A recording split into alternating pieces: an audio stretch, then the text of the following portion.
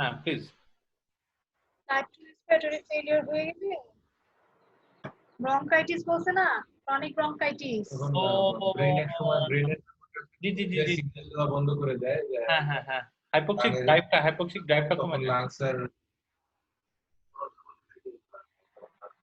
মানে type 2 respiratory ফেলিওরের patient exactly. দেওয়া যাবে না, ওই আগের সেই ব্যাখ্যাটা।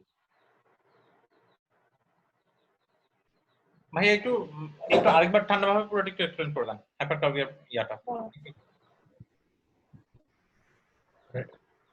টাইপ 2 রেসপিরেটরি যখন ফেলার হয় তখন ব্রেনের যে সেন্টার, রেসপিরেটরি সেন্টার, ওটা যখন কাজ করে তখন ওই কার্বন ডাই অক্সাইডের সিগন্যালের কারণে তখন সেই রেসপিরেটরি সেন্টারটা কাজ করে। তখন হঠাৎ করে তাকে যখন হাই ফ্লো অক্সিজেন দেওয়া যায় তখন সেই ব্রেনের সেই কার্বন ডাই অক্সাইড সেন্সিটিভ এরিয়াটাতে তখন সেটা কার্বন ডাই অক্সাইড থাকে না, অক্সিজেনটা রিপ্লেস হয়ে যায়।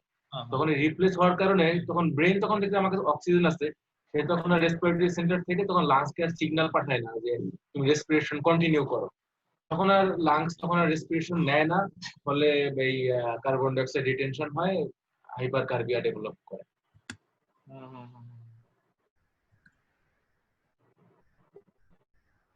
হ্যাঁ, তখন যখন এই হাইপারকার্বিয়াটা হবে এই কার্বন ডাই অক্সাইড তো তাহলে আবার রেসপিরেটরি সেন্টারকে স্টিমুলেট মানে ওটা না, তখন এটা ব্যাখ্যাটা জানা নেই, কিন্তু তখন ওই ব্রেনের ওই সেন্টার তখন কার্বন ডাই অক্সাইড থাকে না, তখন রিপ্লেস হয়ে যায় অক্সিজেন দিয়ে। আর অক্সিজেন থাকলে তখন সেই রেসপিরেটরি সেন্টারটা তখন আর ওই সিগন্যাল পাঠায় না। পরবর্তীতে যখন হাইপারকার্বিয়া হতে হয়ে যাবে তখন তো আবার আবার চালু হওয়ার কথা, কিন্তু এটা হয় না। কিন্তু কেন হয় না এটা আমার এখন মনে নেই। আচ্ছা, কিন্তু মোদ্দা কথা মানে তাহলে কি অক্সিজেন দিব না আমরা, নাকি দিলে অল্প অল্প দিব? বেশি দিতে হবে, লো ফ্লো দিতে হবে, 2-3 লিটার পার। দেওয়া যাবে না, হাই ফ্লো দেওয়া যাবে না নাকি? এই কথা বলছে ওরা ক্রনিক ব্রঙ্কাইটিসে এবং সাথে যদি ইন্ট্রিনসিক লাম ডিজিজ থাকে এরা হাইপোক্সিয়া দিয়ে বেঁচে থাকে। এই হাইপোক্সিয়ার সাথে ওরা যে কারণে আমরা পড়ছি সিওপিডি পেশেন্টের ক্ষেত্রে 88% ওই যে করোনার ক্ষেত্রে প্রদাপা 88% নরমালি, ওটা বেশি ভালো করতে গেলে খারাপ হয়ে যাবে, ঠিক আছে? মানে ও নরমাল সিচুয়েশন আছে নিউজ। তো ওই ক্রনিক ব্রঙ্কাইটিসের পেশেন্টের একটু হাইপোক্সিয়া থাকে। এই হাইপোক্সিয়াটা ওদের মানে ব্রেন সেন্টারের নরমাল ফাংশনিং এর জন্য দরকার। যদি এই হাইপোক্সিয়াটাকে আমি মানে মাইল্ড হাইপোক্সিয়া, এই হাইপোক্সিয়াকে আমি পুরোপুরি ঠিক করে ফেললে তার ব্রেন সেন্টার রেসপিরেটরি সেন্টার আরামে কাজ করা বন্ধ করে দিবে পার্মানেন্টলি। এই তো মোদ্দা কথা নাকি? যে হাইপোক্সিয়াটাকে আমি পুরো কারেকশন করব না, এই হাইপোক্সিয়াটাকে আমি একটু রাখবো, একদম complete correction of this hypoxia করে দিলে রেসপিরেটরি সেন্টার কাজ করা বন্ধ করে দিবে।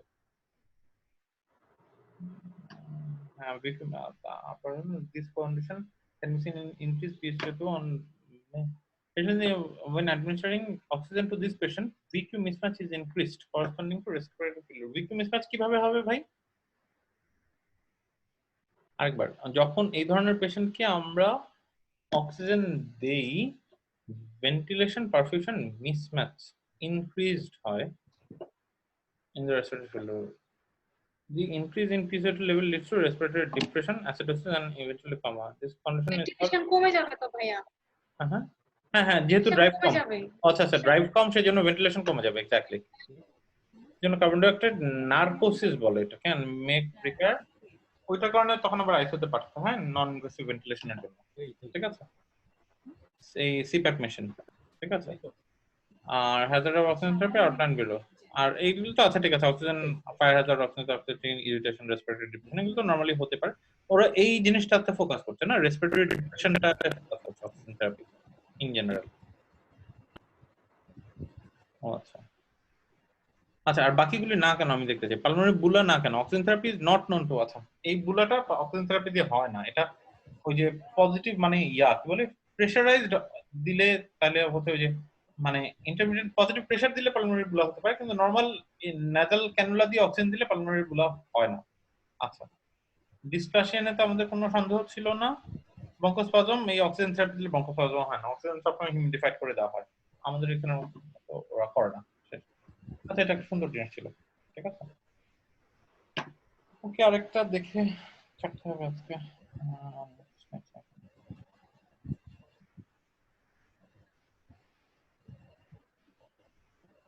কারণ এগুলি more of A physiology question rather than হচ্ছে আপনার এই সার্জারি কোশ্চেন। অনেস্টলি আমি কার্ডিও ফিজিওলজি মেডিসিনের জিনিস বেশি, মানে সিএবিজি থেকে তবুও কিছু কোশ্চেন আছে, কিন্তু বেশিরভাগ ফিজিওলজির অ্যাপ্লিকেশন, তারপর মেডিসিনের অনেক।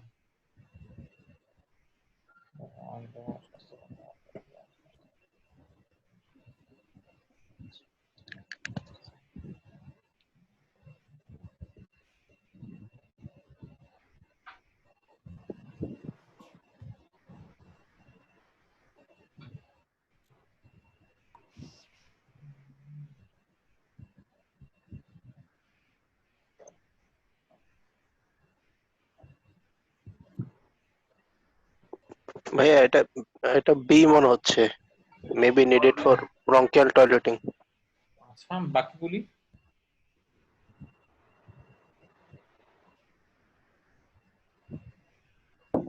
ভাইয়া ডি যেটা increase the anatomical dead space, এটা তো কমাবে ডেড স্পেসটাকে। তো আমার আপার এয়ারওয়ের একটা সিগনিফিকেন্ট অপশন বাদ দিয়ে দিচ্ছি। হ্যাঁ, আর ভেন্টিলেশন পারফিউশন মিসম্যাচ বাড়াবে কেন? এটা কমাবে, বাড়াবে না তো। পারফিউশন বাড়াবে, কমাবে। মানে ভেন্টিলেশন বাড়াবে। ভেন্টিলেশন পারফিউশন মিসম্যাচ কমাবে। 2 আর তাহলে যে তো কোনো B প্রসিডিউর আছে। করতে আর- গেলে শর্ট নেকের প্রসিডিউর, শর্ট নেক থাকলে ইন্টিবেশন কঠিন, শর্ট নেক থাকলে সবগুলো প্রসিডিউরই কিন্তু একটু ডিফিকাল্ট হয়ে যায় ক্রাউডিং এর কারণে। আমার শর্ট নেকটা ওই যে আপনারা দেখবেন ওই যে একটা স্কোরিং আছে, মডিফাইড মালামপাতি স্কোর করি যে আমরা, ঠিক আছে? ওই যে আমার মানে জিএফ করার সময় অ্যানাস্থেসিস্টরা করে, তখন ওরা ওই যে শর্ট নেক দেখে। শর্ট নেকটা হয় কি আমার আচ্ছা বেশি কার্ভ লাগার কথা ভাইয়া, স্ট্রেট ফরওয়ার্ড দিয়ে কি করা যাবে শর্ট থেকে? আরো কার্ভ হ্যাঁ বেশি এক্স্যাক্টলি, এটা এক্স্যাক্টলি শর্ট নেকের প্রসিডিউর গুলো সবসময় কঠিন। প্রসিডিউর কঠিন কেন? শর্ট নেক মানে হচ্ছে আপনার সার্ভাইকাল ভার্টিব্রার হাইট কম। সার্ভাইকাল ভার্টিব্রার হাইট কম হলে মোবিলিটি কম হয়, ফ্লেকশন এক্সটেনশন মুভমেন্টটা কম হয়, স্পেস কম পাওয়া যায়। আমি এই যে ইন্টিউবেশন করি আর এই আমার ট্রাকিওস্টমি দেই, আমাকে কিন্তু নেকটাকে এক্সটেন্ডেড করে নিতে হবে। ফ্লেক্স নেকে কিন্তু আমি কাজটা করতে পারবো না। শর্ট নেক হলে আপনি না জায়গাটা কম পাচ্ছেন, মানে খুব বেশি স্পেস পাবেন না। তো শর্ট নেকের পেশেন্টদের ক্ষেত্রে আমার আপার এয়ারওয়ে অ্যাক্সেস গুলো একটু সবসময় ডিফিকাল্ট, এটা স্ট্রেট ফরওয়ার্ড না, এটা এই কারণে ভুল। আচ্ছা, আর এইটার ব্যাপারে কোন কমেন্ট? থাইরয়েড ডিজিজ, হ্যাঁ থাইরয়েড ডিজিজ থাকলে তো কমপ্লিকেটেড হবে, যদি গয়টার থাকে বা কিছু থাকে। মানে আপনি এরকম লোকাল গয়টার যদি অনেক আমি কিন্তু চিন্তা করছিলাম, মানে আমার কাছেও এটাই আনসার মনে হচ্ছিল, আমার কাছে এটা আনসার মনে হচ্ছিল। আমি মনে করছিলাম সিস্টেমিক কন্ডিশন থাকলে, হ্যাঁ যাই না, ঠিক আছে সম্পর্ক আছে কিনা দেখি, এটা দেখি।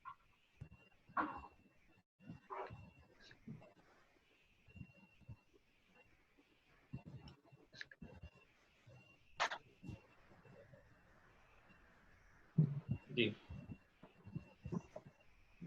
ব্রঙ্কিয়াল টয়লেটিং এর জন্য সিক্রেশন সাকশন টাকশন দিতে খুব ভালো কাজে দেয়। আমরা কি সামনে যাবো একটু? জি ভাইয়া। অনেকক্ষণ পর একটা কোন আলোচনা ছাড়া হয়ে গেছে ভাই, বুঝছেন? খুব আরাম লাগছে আজকে। প্রত্যেকটা কোয়েশ্চেন এত ধাক্কায় ধাক্কায়, 5টা কোয়েশ্চেন পড়ছে মনে হয় দুনিয়াটা পড়ে আসছি। আসেন প্লিজ।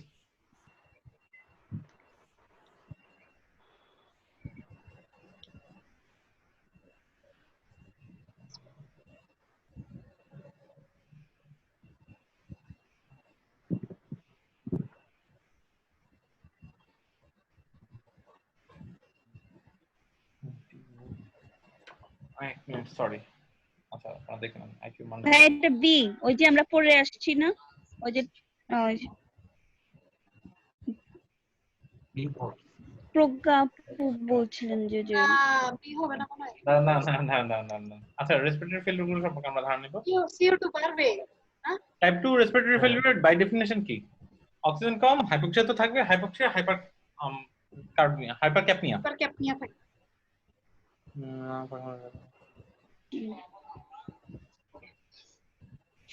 কার্বন ডাই অক্সাইড আরো বাড়বে, এখানে বলছে কমবে। আচ্ছা ও ব্রেইনে, আমি ব্রেইনের কথা চিন্তা করতেছিলাম যে ব্রেইনে তো কার্বন ডাই অক্সাইডের যে হাই ফ্লো দেওয়ার কারণে কমে যাচ্ছে, এই কারণে রেসপিরেটরি সেন্টারটা ড্রাইভ হচ্ছে না এটা।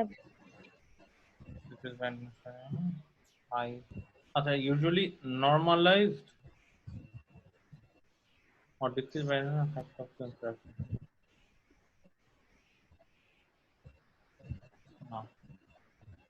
alveolar ventilation Alveolar ventilation to inadequate. alveolar ventilation হ্যাঁ এটা তো বাই ডিফল্ট যে কোনো রেসপিরেটরি ফেলিউরে alveolar ventilation is inadequate যে কোনো রেসপিরেটরি টাইপ 1 রেসপিরেটরি ফেলিউরেতে alveolar ventilation is inadequate ঠিক আছে আচ্ছা এটা বাদ দিলাম বাকিগুলি না কেন আগে বলেন এটি মোস্ট এটা ওই যে বললো আপু যে কার্বন ডাই অক্সাইড বেশি থাকবে অক্সিজেন মানে না না পার্সেন্টেজ অফ কার্বন ডাই হ্যাঁ ভাইয়া লো ফ্লো অক্সিজেন দেবো, কারণ হাই ফ্লো দিলে তো এই যে হাইপোক্সিক ড্রাইভ থাকবে না তার। হাই ফ্লো দেওয়া যাবে না, শেষ। থাকবে না। তো এটা নরমালাইজ হবে না, রোগী খারাপ হয়ে যাবে। Type 2 failure functional residual capacity is reduced, না ফাংশনাল আরো বাড়বে। বাড়বে, হ্যাঁ ফাংশনাল রেসিডুয়াল ক্যাপাসিটি বাড়বে। টাইপ ডি হতে পারে, ডি এই অপিয়েট তো দেওয়ার কোনো সুযোগই নাই। আর type 2 failure patient may be breathless despite normal. আরেকবার টাইপ 2 এর না ব্লাড গ্যাস অ্যানালিসিস তো হচ্ছে অল্টার হবে না, এবিজি নরমাল পাবো না আমি, এবিজি নরমাল পাবো না। না না এবিজি অল্টারড হবে। দাঁড়ান আরেকবার ভাই আমাকে এটা একটু এক্সপ্লেন করবেন, এই যে ফাংশনাল রেসিডুয়াল ক্যাপাসিটি যে ইনক্রিজ করে এটা কেন, যে অবস্ট্রাকটিভ আর রেস্ট্রিকটিভ ডিজিজ গুলো দুইটাই যে দুই রকম হয়।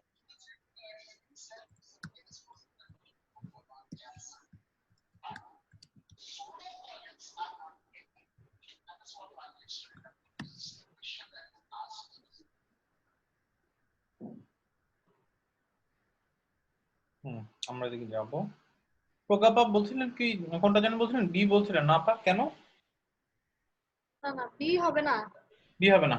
বি এ হবে হবে না। না। এই তো type 2 respiratory alveolar ventilation is inadequate. এই তো মনে হচ্ছে।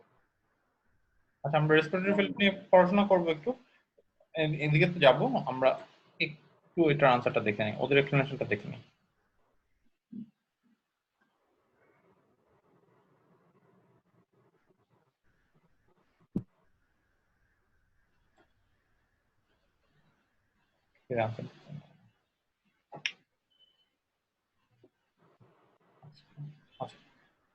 এনিওয়েজ যেটা কথা সেটা হচ্ছে যে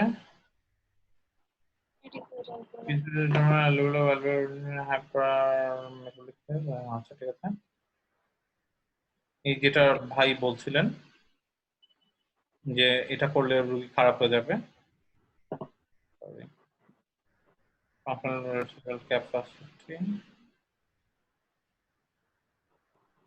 ইনক্রিজ করে এক্স্যাক্টলি।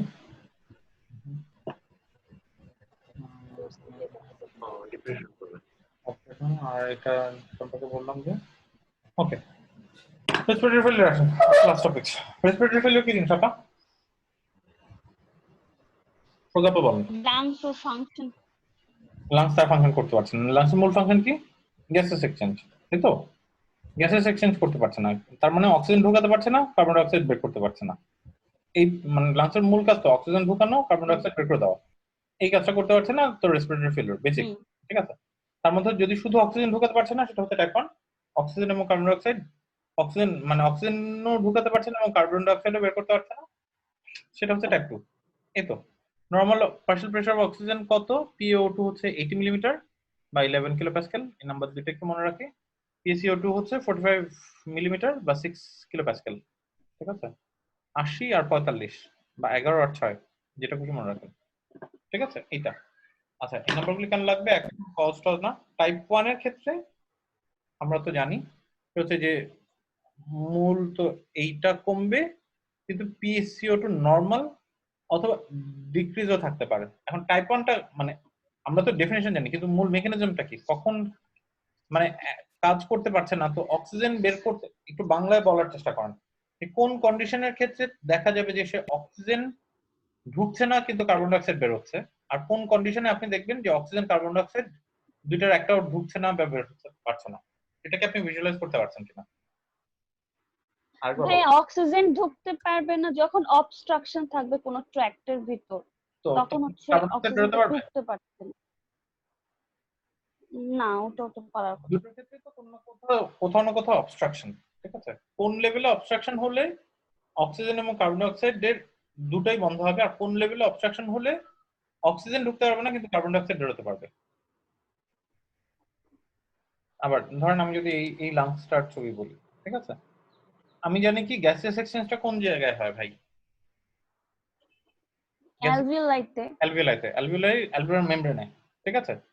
তো ধরেন অ্যালভিওলার মেমব্রেনে কোনো সমস্যা, অ্যালভিওলার মেমব্রেনে সমস্যা, তাহলে কি রেজাল্ট হবে? আর আমি যদি এই জায়গায় চাপ দিয়ে ধরে বসে থাকি তাহলে কি সমস্যা হবে বল? অ্যালভিওলার মেমব্রেনে যে যখন সমস্যা হবে, কার্বন ডাই অক্সাইড আর অক্সিজেন ওই দুইটার একটাও মানে ঢুকতে পারবে না, বেরো হতে পারবে না। আর উপরের দিকে যদি হয় তখন হচ্ছে শুধু অক্সিজেন ঢুকতে পারবে না, যদি ট্রাকিয়াতে আমরা ই করি। আমি গলা চাপ দিয়ে ধরলাম, তার হাইপোক্সিয়া হবে, ঠিক আছে, হাইপোক্সিয়া হবে। কিন্তু দেখেন এখানে যে এই অ্যালভিওলাসের ভিতরে যে কার্বন ডাই অক্সাইড গুলো আসছিল, অ্যালভিওলাসের ভিতরে কার্বন ডাই অক্সাইডের প্রেসার কিন্তু সবসময় কম কম্পেয়ার টু আমার এই জায়গার ব্লাডের কার্বন ডাই অক্সাইড প্রেসার থেকে অ্যালভিওলাসের ভিতরের কার্বন ডাই অক্সাইডের প্রেসার কিন্তু কম। তো যদি আমার এই জায়গায় এইটা ভালো আছে, এই জায়গায় চাপ দিয়ে ধরেছি, তখন এইখানে অক্সিজেনটা আসছে না, ঠিক আছে। আবার একটু রিকল করে নিই, আমার নরমালি এই অ্যালভিওলাসের ভিতরে অক্সিজেনের প্রেসার নরমালি বেশি, কার্বন ডাই অক্সাইডের প্রেসার কম। অন দ্য কন্ট্রারি অ্যালভিওলাসের চারপাশে যে ক্যাপিলারি আছে, ক্যাপিলারি গুলোর ভিতরে কার্বন ডাই অক্সাইডের প্রেসার বেশি, অক্সিজেনের প্রেসার কম। এটা তো নরমাল ফিজিওলজি, এবং এটার কারণে এক্সচেঞ্জটা হয়, ঠিক আছে। এখন যখন আমি এই স্পেসটার মধ্যে যদি আমি কোনো ডিফেক্ট হয়, সমস্যা হয়, ঠিক আছে, এই মেমব্রেনের মধ্যে যদি কোনো সমস্যা হয়, তাহলে পুরো গ্যাসেস এক্সচেঞ্জটাই বন্ধ হয়ে যাবে, ঠিক আছে। গ্যাসেস এক্সচেঞ্জটা বন্ধ হয়ে গেলে তখন অক্সিজেন এবং কার্বন ডাই অক্সাইডের এক্সচেঞ্জটা কমপ্লিটলি বন্ধ হয়ে যাবে, তখন অক্সিজেনও কমে যাবে। আমার ব্লাডের মধ্যে দেখবো যে ব্লাডে অক্সিজেনও কম, ব্লাডে কার্বন ডাই অক্সাইডও বেশি, কারণ কার্বন ডাই অক্সাইড বেরোতে পারছে না। কিন্তু আমি যদি গলা চাপ দিয়ে ধরি, ঠিক আছে, তাহলে অক্সিজেন বাইরে থেকে ঢুকতে পারছে না, ঠিক আছে। তখন আমার এইখানে অক্সিজেনের প্রেসার যেটা আগে বেশি ছিল সেটা কমে যাচ্ছে, কিন্তু কার্বন ডাই অক্সাইডের প্রেসার তো এটা এমনিতেই কম ছিল। তো কার্বন ডাই অক্সাইড এখান থেকে বের হতে তখন কোনো বাধা নেই, কিন্তু অক্সিজেনের যেহেতু এখানে প্রেসার কমে গিয়েছে, আমি গলা চাপ দিয়ে পড়েছি, সেজন্য অক্সিজেন ব্লাডের মধ্যে ঢুকছে না। এই হচ্ছে মানে সহজ বাংলায় টাইপ 1 আর টাইপ 2 রেসপিরেটরি ফেলিয়ার। যদিও মানে ব্যাপারটা আরো অনেক রকম এক্সপ্লেনেশন আছে, ঠিক আছে, কিন্তু আপনি শুধু মানে আমি পার্সোনালি দুইটা মাথায় রাখি, যে গলা চাপ দিয়ে ধরছে ভার্সেস আমার রেসপিরেটরি মেমব্রেন ইডিমা হয়ে গেছে, ঠিক আছে। এই যে এখন আমরা ওদের ল্যাঙ্গুয়েজে দেখি যে টাইপ 1 এই যে লো লেভেল অফ অক্সিজেন, কিন্তু নরমাল হাইপারক্যাপনিয়া, ঠিক আছে। এখন এইটা কখন হয়? অক্সিজেনেশন যদি কম হয়, কি কারণে? বাতাসের মধ্যে অক্সিজেনের পরিমাণ কম, হাই অ্যালটিটিউড, ঠিক আছে, আপনি শ্বাস নিচ্ছেন কিন্তু আপনার এনভায়রনমেন্টে অক্সিজেন কম, ঠিক আছে। এটার ব্যাপারে একটু পরে আসছি, ভেন্টিলেশন পারফিউশন রেশিও।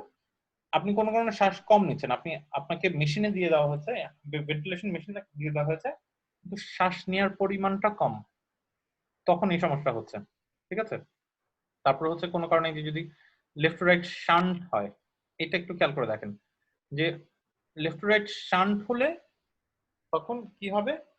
কোন শান্ট? লেফট টু রাইট শান্ট, এই sorry right to left shunt. Right to left shunt মানে কোন জায়গায়, মানে কোন কম্পার্টমেন্ট থেকে কোন কম্পার্টমেন্টে ব্লাড যাচ্ছে? রাইট টু লেফট শান্ট মানে লাংস এর দিকে ব্লাড যাওয়া, মানে অক্সিজেনটা লাংস এর দিকে যাওয়া, আর রাইটে যাওয়া মানে ছিল টিস্যুর দিকে যাওয়া। এখানে শান বলতে আমার মনে হয় বুঝাইছে যে ব্রঙ্কিয়াল ও কার্ডিয়াক শান্ট, ফিজিওলজিক্যাল শান যেটা ব্লাডের অক্সিজেন কমে যায়, মানে নরমালি আমার যে PaO2 কত থাকে, 97 এর মতো থাকে, 97 100% থাকে না। কেন থাকে না? ফিজিওলজিক্যাল শান্টের জন্য ব্রঙ্কিয়াল ভেইন গুলা পালমারি ভেইনে ড্রেন করে, তো ওখানে কিছুটা মিক্সচার হয়, এটাই যদি বেড়ে যায় তখন আপনার কমে যাবে আর কি অক্সিজেন ব্লাডে। যদি কোনো প্যাথোলজির কারণে শান্ট বেড়ে যায়, ফিজিওলজিক্যাল শান্টের থেকে বেশি শান্ট হতে থাকে, তখন সেটা ওইটার বাদ দিয়ে যদি আমরা ওই যে বাচ্চাদের যে টেট্রালজি অফ ফ্যালোটের ক্ষেত্রে ওইটা যদি চিন্তা করি, রাইট টু লেফট শান্ট, কোনো কারণে রাইট অ্যাট্রিয়াম থেকে ব্লাড সরাসরি লেফট অ্যাট্রিয়ামে চলে যাচ্ছে। এখন রাইট অ্যাট্রিয়াম থেকে ব্লাড লেফট অ্যাট্রিয়ামে, রাইট অ্যাট্রিয়ামে ছিল হচ্ছে আমার ভেনাস ব্লাড, লেফট অ্যাট্রিয়ামে ছিল আর্টেরিয়াল ব্লাড, ঠিক আছে, মানে অক্সিজেনেটেড ব্লাড। ওই ভেনাস ব্লাডটা হার্টে মানে লাংসে হয়ে ঘুরে আসার আগেই সার্কুলেশনে আবার চলে যাচ্ছে, ঠিক আছে। তো এরকম একটা কন্ডিশনে দেখেন তখন কি হচ্ছে, তখন এই ভেনাস ব্লাডটা কিন্তু আর তার কার্বন ডাই অক্সাইড বের করার সুযোগ পাচ্ছে না, ঠিক আছে।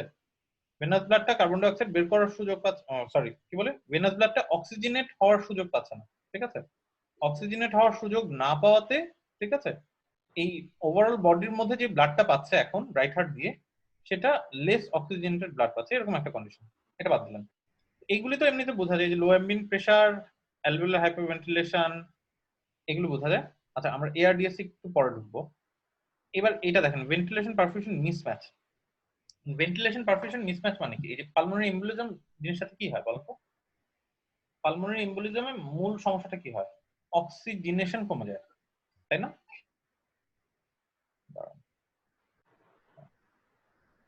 অক্সিজেনেশন কমে যায়।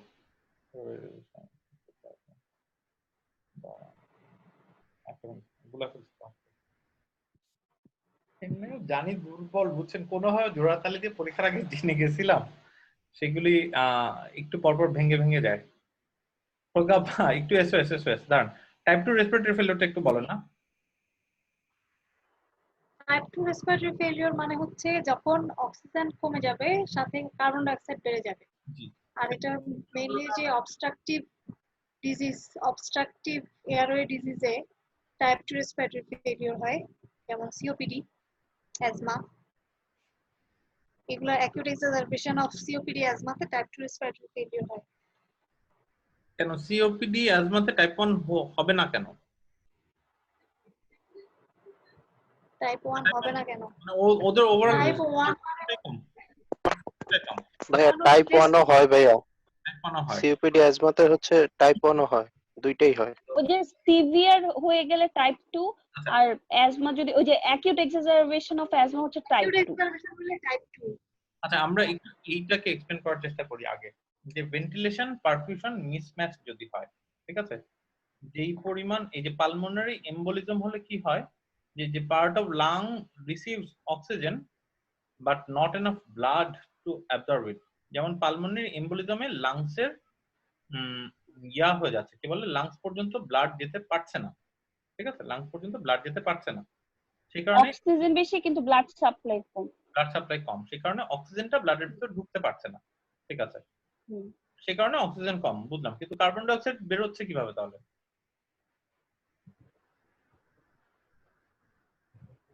কার্বন ডাই অক্সাইড বের হচ্ছে কিভাবে তাহলে পালমোনারি এম্বোলিজমের ক্ষেত্রে?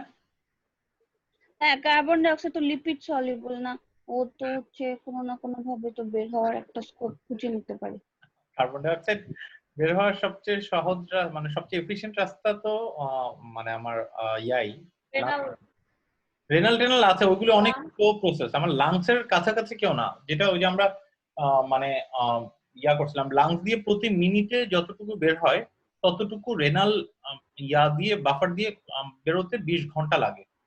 প্রতি মিনিটে লাংসে যতটুকু বের হয় ততটুকু কিডনি দিয়ে বেরোতে 20 ঘন্টার মতো লাগে। রেনাল বাফার অনেক স্লো বাফার, ঠিক আছে, কম্পেয়ার টু আমার অ্যাসিড বেজ, বডির অ্যাসিড বেজের জন্য ফার্স্ট লাইন অফ ডিফেন্স আমার রেসপিরেটরি সিস্টেমটা আর কি। দাঁড়ান একটু গুলাই ফেলছি এখানে। আচ্ছা, তো আমাদের তো প্রশ্ন এটা ছিল না, আমাদের প্রশ্ন ছিল হচ্ছে বাকি physiological changes in respiratory field. একটু ডেভিডসন দেখি, মাইন্ড করবেন?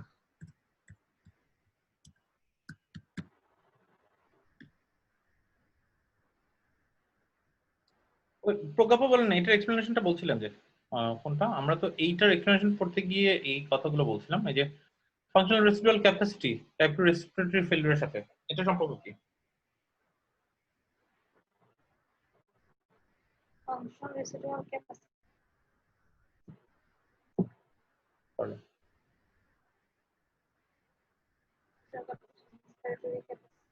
Residual volume.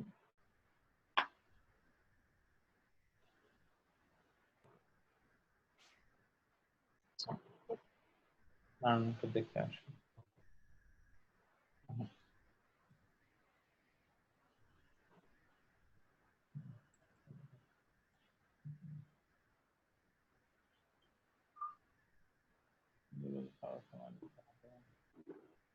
এক মিনিট এক মিনিট এক মিনিট, সরি।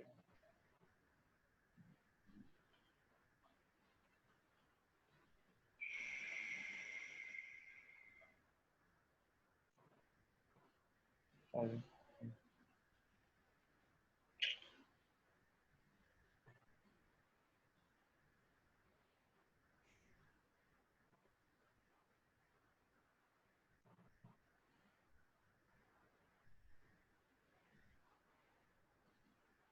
ভাইয়া হ্যাঁ ভাই।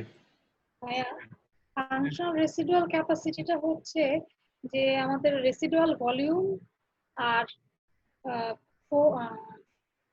কি বলে আর হচ্ছে এক্সপাইরেটরি রিজার্ভ ভলিউম দুইটার যোগফল। তো এক্সপাইরেটরি রিজার্ভ ভলিউম আর রেসিডুয়াল ভলিউমের যোগফল। তো এখন রেসিডুয়াল ভলিউম তো আমাদের fixed, residual volume fixed. Residual volume তো আমাদের ফিক্সড।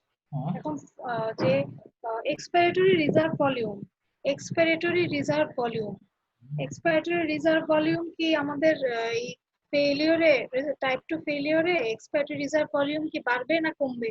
কোনো ধারণাই নাই, কোনো ধারণা নেই। মানে বাড়ে নিশ্চয়ই, কমে যাওয়ার কথা না। Respiratory reserve volume, respiratory failure হলে ভলিউম গুলোর এফেক্ট আচ্ছা দাঁড়ান দেখি একটু উদ্ধার করতে চেষ্টা করি। আচ্ছা এগুলো তো আমরা যাব না ভাইয়া, আজকে এটা এখানে রাখি প্লিজ, হ্যাঁ, ঠিক আছে। কালকে এটা না, না, না, আমার মাথায় আর ঢুকতেছে না। ঠিক আছে অসুবিধা নেই।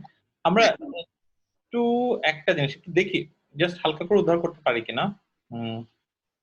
রেসপিরেটরি ফেল হালকা আপনার হাতের কাছে কি গাইটন আছে? গাইটন আছে,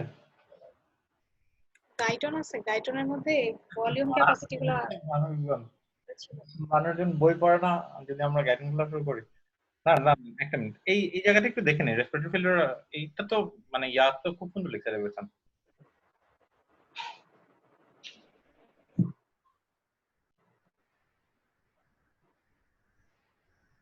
আচ্ছা একটু দেখি আমরা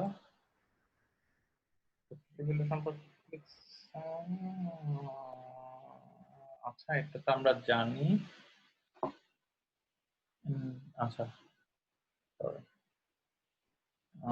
তারপর কি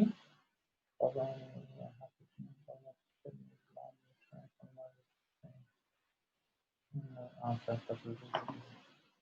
when disease impairs ventilation of part of lung like asthma অথবা নিউমোনিয়াতে যখন partial ventilation loss হয় তখন perfusion of that region results in hypoxic and carbon dioxide laden blood entering the pulmonary vein। আচ্ছা অ্যাজমা হয়েছে লাংসের কিছু জায়গায় ভেন্টিলেশন হচ্ছে না, সেই জায়গায় মানে ভেনাস ব্লাডটা যেতে পারছে এবং increase ventilation of the neighboring region of normal lung can increase carbon dioxide, তখন কার্বন ডাইঅক্সাইড এক্সক্রিশনটা ইনফ্যাক্ট বেড়ে যায়, বাট কারেক্টিং এই কারণে কার্বন ডাইঅক্সাইড লেভেলটা নর্মাল থাকে, বাট অক্সিজেনটা ঢুকতে পারে না, যেটার কথা আমরা বলছিলাম। ঠিক আছে, the hemoglobin flowing through this region is already fully saturated। ঠিক আছে, admixture of blood from underventilated and normal regions does result in hypoxia with normocapnia। এরকমই কথাবার্তা। আচ্ছা ঠিক আছে, which is type 1 respiratory failure। Disease causing include impaired ventilation locally with sparing of other region। Local কোথাও ventilation যদি সমস্যা হয় তাহলে হচ্ছে টাইপ 1 রেসপিরেটরি ফেলিওর হয়। আচ্ছা এখন arterial hypoxia with hypercapnia like type 2 respiratory failure is seen in condition that cause generalized severe ventilation to perfusion mismatch। যে আমার পারফিউশন হচ্ছে কিন্তু ভেন্টিলেশন নাই, বা ভেন্টিলেশন হচ্ছে পারফিউশন নাই, এই মিসম্যাচটা আছে। ঠিক আছে, living insufficient normal lung to correct PaCO2 মানে কার্বন ডাইঅক্সাইড তো বের হতে পারছেন, or disease that reduce total ventilation। The latter includes not just disease of lung but also disorder affecting any part of neuromuscular mechanism of ventilation। মানে overall আমার respiratory centre যদি depress থাকে তাহলে হচ্ছে আমার টাইপ 2 ফেলিউর হবে। ঠিক আছে, আর লোকাল লাং ডিজিজ হলে টাইপ 1 রেসপিরেটরি ফেলিউর হবে। ঠিক আছে, আরেকবার যদি দেখি অ্যাকিউট অ্যাজমা, লাংসের হঠাৎ করে শ্বাস নেওয়া বন্ধ, টাইপ 1 রেসপিরেটরি ফেলিউর এক্সপ্লেইন করে। Pulmonary localized pulmonary edema, exactly লাংসের মানে গ্লোবাল পালমোনারি এডিমা না, লোকালি কিছু জায়গায় পালমোনারি এডিমা হচ্ছে। ঠিক আছে, তখন মানে পালমোনারি এডিমা যখন হয়, ঠিক আছে, তখন লাংসের মধ্যে কিছু অংশের মধ্যে এডিমা হচ্ছে, কিছু অংশ হেলদি আছে। তো হেলদি এবং এখানে একটা জিনিস বুঝতে হবে, আমার বডি অক্সিজেন নেওয়ার ক্ষেত্রে যত এফিশিয়েন্ট, কার্বন ডাই অক্সাইড ছেড়ে দেওয়ার ক্ষেত্রে তার থেকে বেশি এফিশিয়েন্ট। এই জিনিসটা আরেকবার বলছে, আমার বডি কার্বন ডাই অক্সাইড বের করে দেওয়ার ক্ষেত্রে আমার লাংস খুব efficient, compare to that oxygen নেওয়ার ক্ষেত্রে আমাদের লাংস অতটা এফিশিয়েন্ট না। ঠিক আছে? সেই জন্য পালমোনারি ইডিমা হলে সে কার্বন ডাই অক্সাইড বেশ ভালো ছেড়ে দিতে পারবে, কিন্তু অক্সিজেনের জন্য তার মানে দুর্বলতা থাকবে, টাইপ 1 রেসপিরেটরি ফেলিওর হয়। নিউমোনিয়া হচ্ছে লোকাল কিছু জায়গায় অ্যালভিওলার মেমব্রেন ড্যামেজ হচ্ছে, টাইপ 1 রেসপিরেটরি ফেলিওর হবে। লোবার কলাপস, একটা দুটো লোক কলাপস করে গিয়েছে, টাইপ 1 রেসপিরেটরি ফেলিওর। নিউমোথোরাক্স হচ্ছে একদিকে লাংস কাজ করছে না, আমার টাইপ 1 রেসপিরেটরি ফেলিওর। পালমোনারি এমবোলাস হচ্ছে টাইপ 1 রেসপিরেটরি ফেলিওর। এআরডিএস হচ্ছে, এআরডিএস হলো তো গ্লোবাল, এটাও টাইপ 1 রেসপিরেটরি ফেলিওর। ওয়্যারএজ এখন অ্যাকিউট অ্যাজমা যখন লোকাল, যখন ওভারঅল লাংসের মধ্যেই কাজ করছে না, ঠিক আছে, গ্লোবালি পুরা লাংস কাজ করছে না, তখন হচ্ছে আমার টাইপ 2। এই আপার এয়ারওয়ে অবস্ট্রাকশন হলো টাইপ।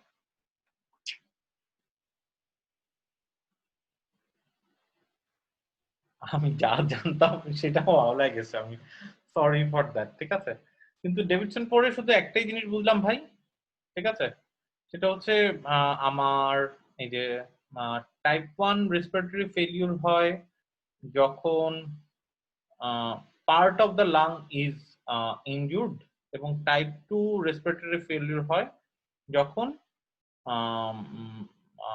যখন জেনারেলাইজড লাং ফেলিউর হবে।